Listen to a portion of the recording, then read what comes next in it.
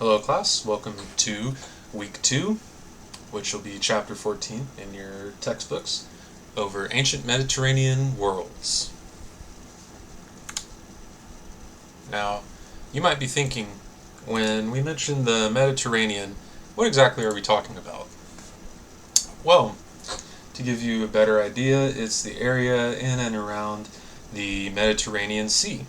Um, we've got several landmarks on here that we're going to talk about and that are in your textbook, and kind of some old names for places. So, the Mediterranean. This is parts of Africa, Western Asia, and Europe. We can track the rise of civilizations back to around 3000 BC.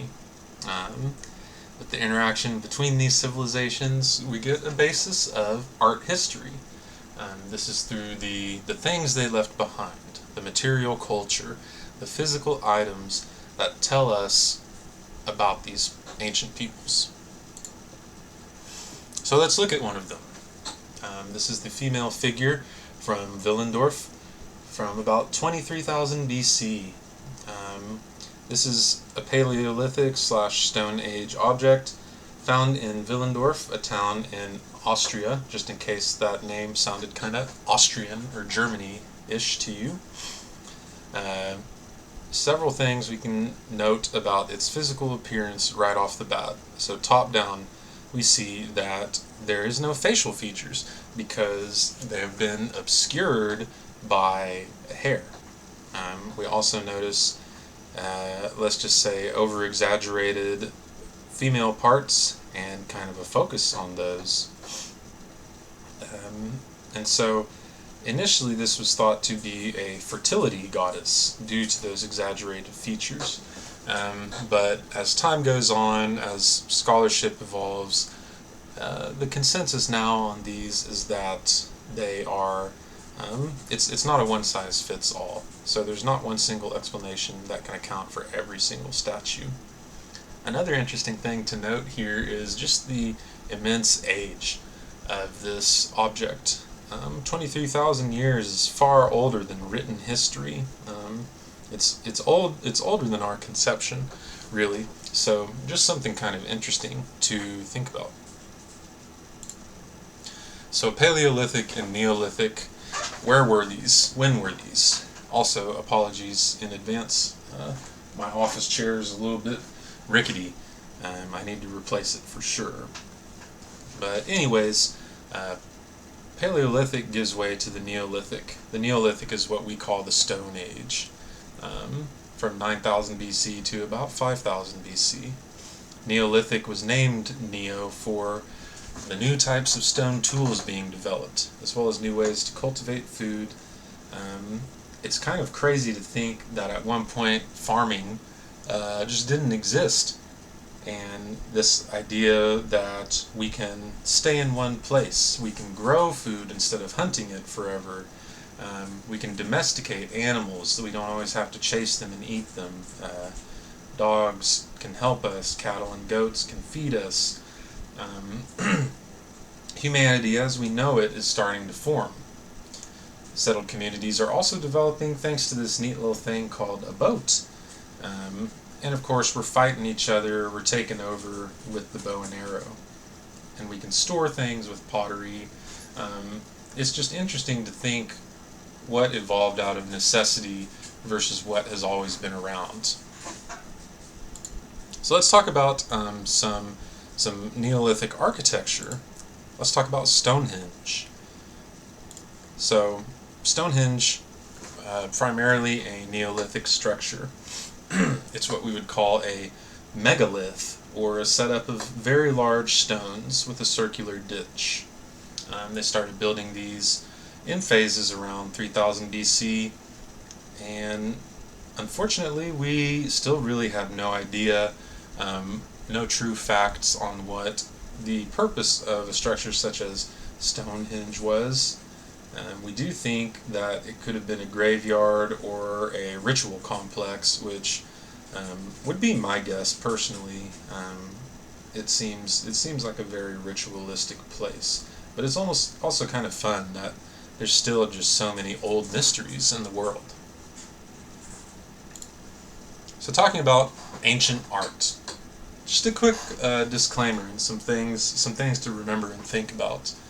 So what we're looking at in this class, and what you'll see, anytime you go into a museum or something, is cultures that didn't necessarily make the most art, but those which preserved art the best. This criteria for cultures' art to be available to future generations are things like using durable materials such as stone. One reason that we don't have a lot of African art with us to this day is because much African art was made with perishable materials such as wood. Local dry environments are good for preservation, but what's best for preservation? Urban centers with rich troves and royalty, and being able to cache these works in places of limited or no accessibility. So when we talk about Byzantine icons, Christian art, later on in the semester, we're going to see that a lot of this art was kept in very remote places. But we'll move on. We'll move into Mesopotamian culture. Mesopotamia was the first Mediterranean culture to meet the criteria to preserve art.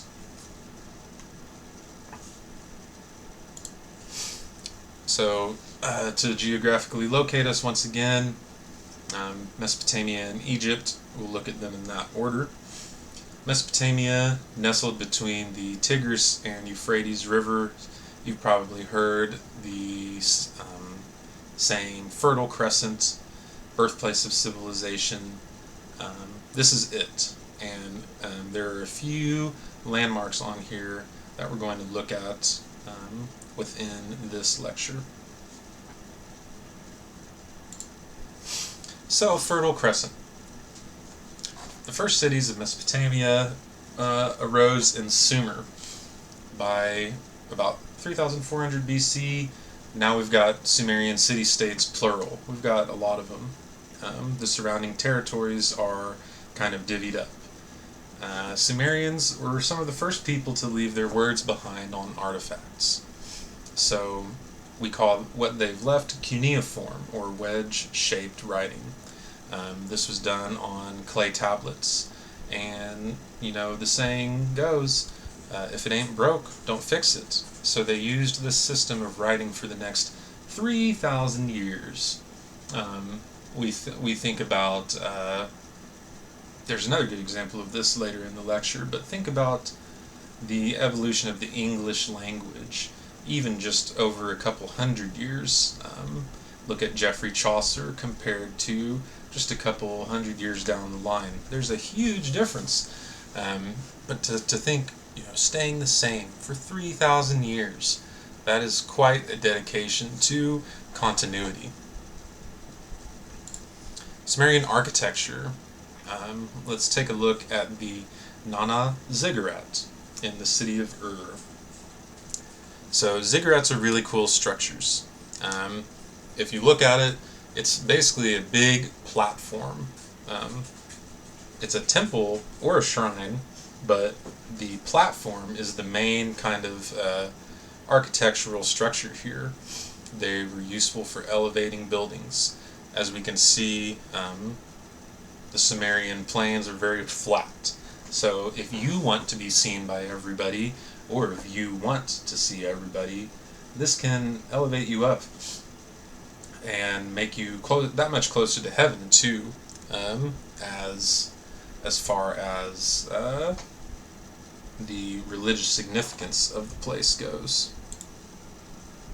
And so the religious function of these ziggurats was denoted by introducing these standing male worshippers. When you couldn't be there yourself, you would put one of these guys up there, and it was a substitution for the owners. It would be constantly praying, always looking at the heavens. We also have the world's first empire, the Akkadian Empire. In about 2300 BC, Sargon I established the first Mesopotamian empire from the shores of the Mediterranean to the Persian Gulf.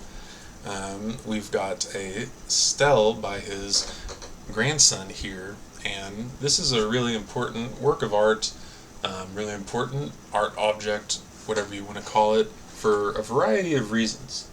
Notably because we can trace some of, let's say, the Romans' stylistic choices back to work like this, but it also presents us with something that you will see all over the place in art.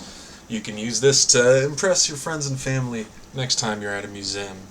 So I want you to look at this work, and I want you to tell me which one of these figures do you think is Sargon the First? It's this guy, right? It's the biggest guy. This is the hierarchy of scale / hierarchy of order.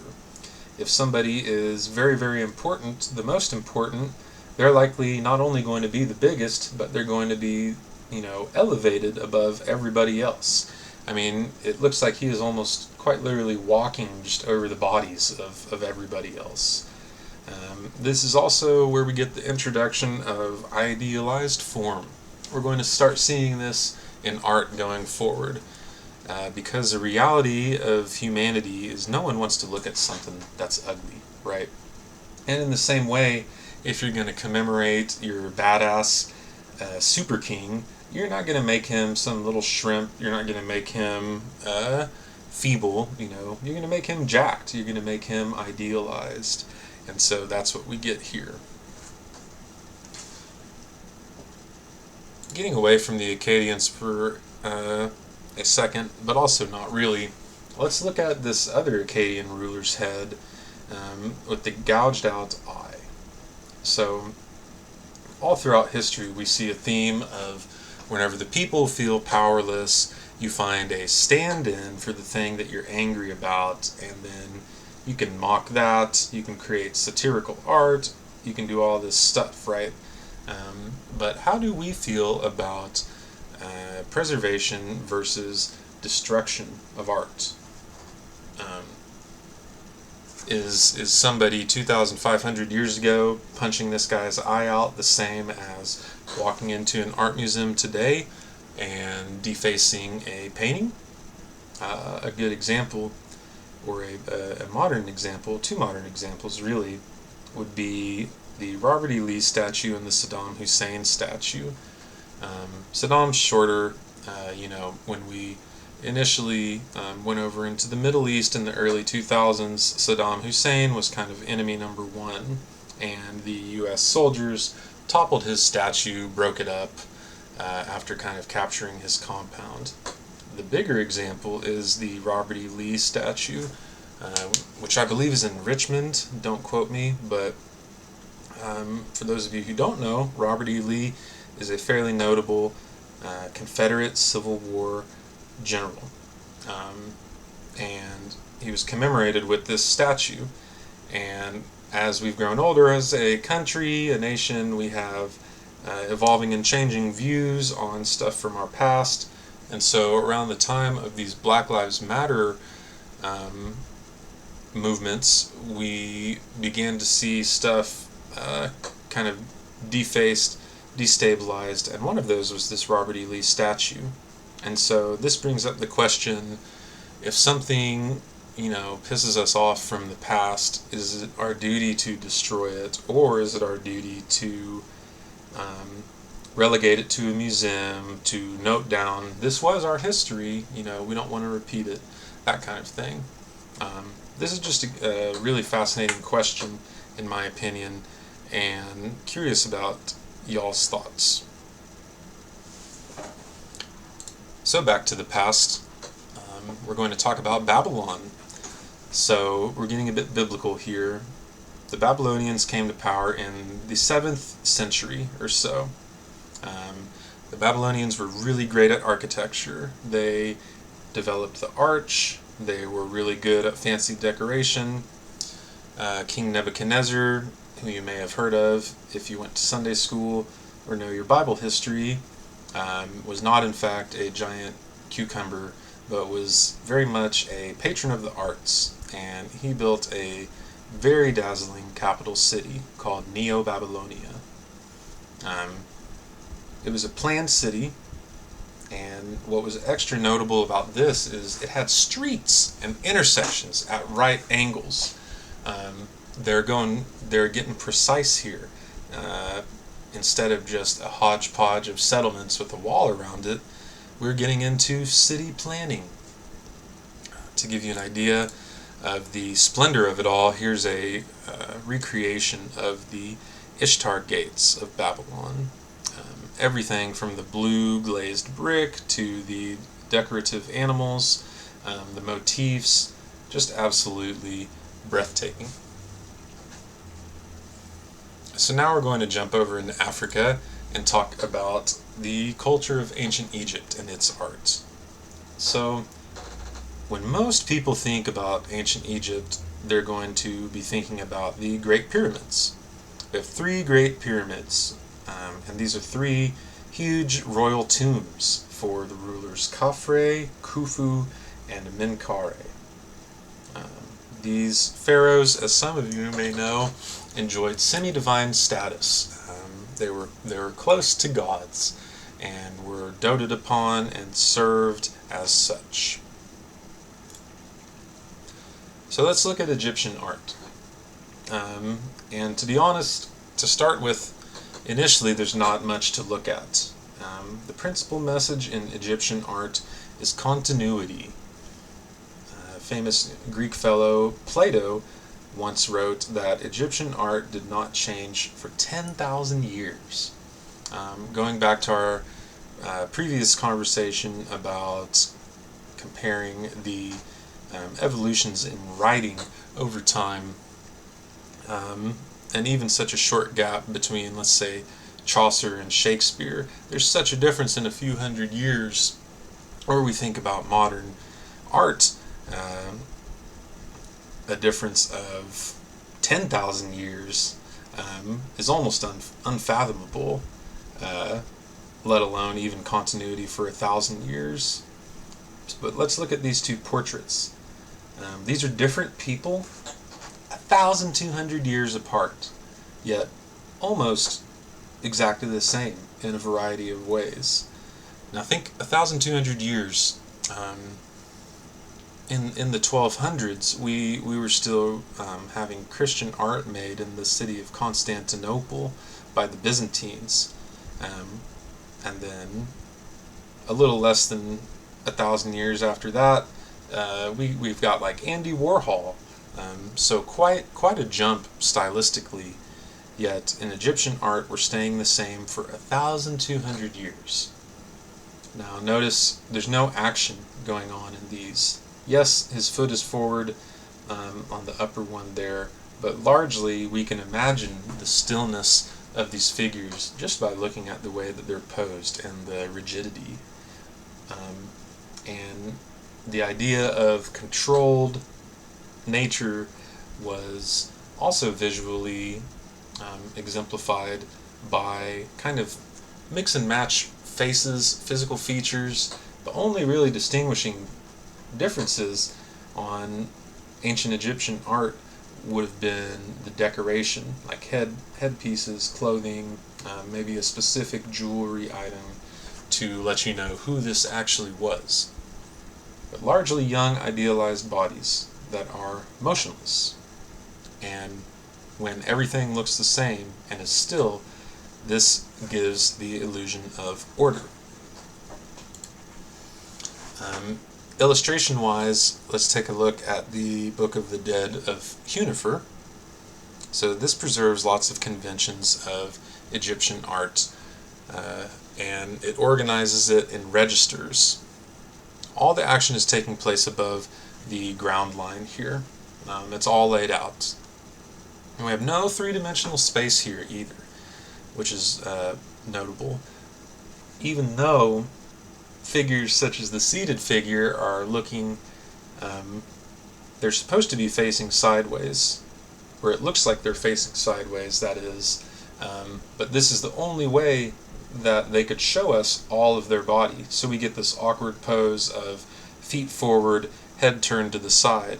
But that was the only way they could show all the parts of an important figure. Egyptian art suddenly changes, suddenly experiences something different with the reign of Pharaoh Amenhotep IV. So he established a monotheistic religion. Now, monotheistic, that's one god, one deity, versus polytheism, which was many gods, which is what many of the ancient world religions would have been practicing. We get a new capital city, but I want you to look at this art, and I want you to look at how different it is than the previous art that we've looked at from ancient Egypt. We see naturalism, we see bellies, we see wrinkles, difference in physical features like lips. Art completely changed under his reign, but after he died, everything reverted back to normal. So let's move on into Aegean art. When I'm talking about Aegean art, I'm talking about art made between the Greek peninsula and present-day Turkey and southwestern Asia. These artistic cultures, they were happening at the same time that all of this other stuff was happening that we've looked at. Three major cultural centers: Cycladic, so small group of islands; the Minoan, which we'll look at very quickly, and then also the Mycenaean, which is mainland Greece. Cycladic just gets a brief footnote because it's a very niche field. There's not much known about it at all, and the people that made it we know even less about. We can compare it somewhat to, say, the Venus of Willendorf that we looked at earlier in the lecture, but this is a bit more precise as far as the geometry goes. Very uniform. Minoan art centered around the city of Knossos in Crete, and named after King Minos, who, if you believe the myths, wife gave birth to a Minotaur. The ruins of the palace at Knossos are gorgeous. We've got post and lintel construction, there's painted columns, and surviving frescoes, so amazingly, lots of stuff is still here from the past. The ruins were discovered by British archaeologist Sir Arthur Evans, and he continued even doing some restoration work on it. So some of this is, quote, original, ancient work, but also some of it is restored. So it's important to know what is a tourist attraction truly versus what is like a World Heritage Site, or what is both.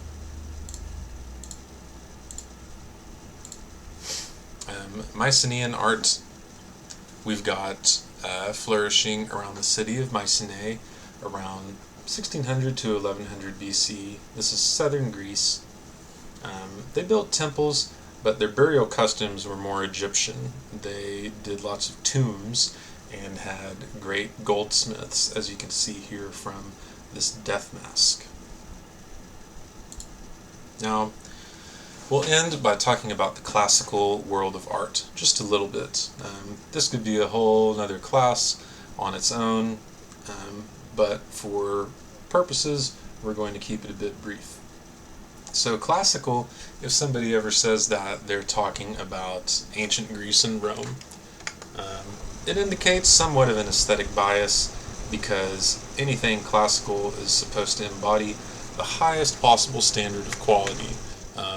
There's a little bit of suprematism going on here. Art and architecture in Greece and Rome was public policy, and they aimed for perfection, and we're going to see a little bit of that. But I mostly want you to understand that it's a preference. There's nothing necessarily about classical art that makes it better or worse than anything else. That said, let's talk about ancient Greece. So ancient Greece, as many of us know, majorly influenced us here in the West. Many of the things that we know and love come from the Greeks. Their political ideas serve as our model for modern democracy. We still read their poems, we perform their plays, and discuss and teach their philosophies. The Greeks were among the first to speculate on the nature and purpose of art, kind of like we're doing now, so thank you, Greeks. A little bit of vocab, the word techne, which means things requiring a special body of knowledge and skill to make, is how we get the words technology and technique. So let's explore the different phases of Greek art. First off, we have archaic, and I want you to notice the similarity to Egyptian art here. Kind of a stock face, idealized body. Yes, his foot is forward, but there's not much motion here, right? Then we jump, going clockwise, here into the classical period. Considered the height of Greek art. Athens is popping off. We have all these jacked dudes made of bronze with big beards. It's great. And then look at this period too, 480 to 323. We're starting to lock in our periods of artistic development. And no longer is stuff staying the same for thousands and thousands of years. We're getting innovation. And so the Hellenistic period, which is the bottom right image here of Laocoon and his sons and the snakes, which is a great story, it's very dramatic, right? If you look at Laocoon's face here, you can see true, pure emotion on it. And the pose. Yes, it's a bit more naturalistic with the classical period bronze here, but with this statue we see true fluidity of motion, almost theatrical in its quality. Now the people that would hammer this home the most were the Romans. Romans, we can say 510 BC is the beginning of Rome. We've got a long series of conquests and land expansions. They become empire after Augustus becomes emperor. But they really came of age in the Hellenistic period, in which the Greek culture was still reigning supreme, and the Romans just loved that Greek art, so they took it all back to Rome with them, sometimes by force. With the Romans, we're going to return now with this Augustus of Prima Porta back to considering Sargon I and some of the lessons learned and passed down through art history. So when you have a ruler who's divine, like Augustus, and you want everybody to know that he's in charge, he's the most important, and Rome is the most powerful and important, you build a statue like this. Now, if the historical record is to be believed, Augustus truly had a bit of a club foot, kind of some screwed up teeth, and was not a perfect, the perfect image that we see in this statue. But what did we learn from Sargon? If you want somebody to be seen as the biggest and best, you have to make them the biggest and best. And you also have to make them idealized. Many people would never see a Roman emperor in their lives, or come close to it. So the next best thing would be to place statues all across the empire of an idealized version of your emperor, so that this person that you've never even met, you can feel as though they're close to you, and look at them, they look great, knowing that you have these great, beautiful people watching over you and protecting you would have been a boon back in the day. Another popular way of doing this was by equestrian sculptures, horse sculptures, right? This is the highest honor possible. A description said there were at least 23 around Rome in 320 AD. Now all we've got is Marcus Aurelius here. Marcus Aurelius is a philosopher, emperor. You can still read his writings from his journal. they're published now as a Stoic meditation book called Meditations. And Marcus Aurelius, famous emperor, and this is a famous statue used to denote power. Look at the calmness of him and his arm extending. This would have been put probably somewhere central in the city.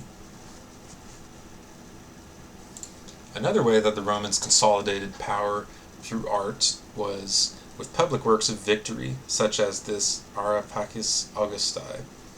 This was dedicated to Augustus's battles in Western Europe and kind of his conquering campaigns. And so the whole structure is basically a shrine to achievement. We can see on each of the walls there's various scenes. Now, these scenes were not just Augustus's battles, but foundational Roman myths, probably featuring, Romulus and Remus and the she-wolf, all of that kind of stuff. But it was pure national propaganda, but it was idealized and made beautiful through art. So, imperialism combined with art. Now, this was not what all Roman art was. If we want to talk about Roman painting, an excellent example here is found in the Villa of Mysteries in Pompeii. So, this represents a Bacchic ritual. The Bacchics were a cult associated with the wine god Bacchus, the god of partying, Bacchus. So I want you to look here and pay attention at these panels separated by the black bands and the figures overlapping them, because this is an example of rhythm, like we talked about in week 1 and like I asked you to do for your drawing assignment. We see the continuation of people over the black band's panels, but we also see rhythm in the panels themselves, repetition. This is a great little video here by Smart History that can give you a bit more detail on this particular work of art. And also just a quick disclaimer or information about Pompeii. For those unaware, in 79 BC, Vesuvius erupts and buries Pompeii and its neighboring town Herculaneum. And these lay undisturbed for quite some time until they were excavated in 1748 by German Joachim Winckelmann. And these excavations kick-started the neoclassical art movement in Europe. Everybody was so amazed with these classical discoveries and real art and material culture that you could take back, study. They're still doing digs and excavating Pompeii to this day. So the learning never stops.